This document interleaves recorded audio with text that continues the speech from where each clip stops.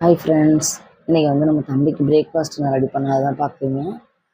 தக்காளி சைடில் வந்துட்டு இருக்கு இல்லையா, அது வந்து அரைச்சி எடுத்துக்கலாம். பக்கத்துலேயே வந்துட்டு குக்கரில் கொஞ்சமாக நெய் விட்டு ரவா வறுத்து எடுத்து வச்சுக்கலாம்.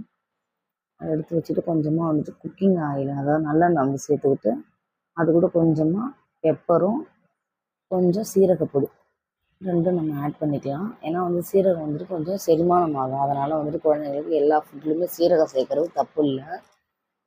கொஞ்சமாக ஒரே ஒரு சின்ன வெங்காயம் கட் பண்ணி வச்சுருக்கேன் குட்டி குட்டியாக, அதை போட்டு லைட்டாக கொஞ்சமாக கிண்டிகிட்ருக்கேன்.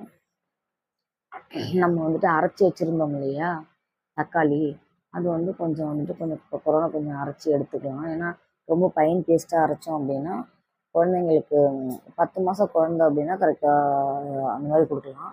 ஒரு 7 மாதம் குழந்தை அப்படின்னா நைஸாக அரைக்கணும்.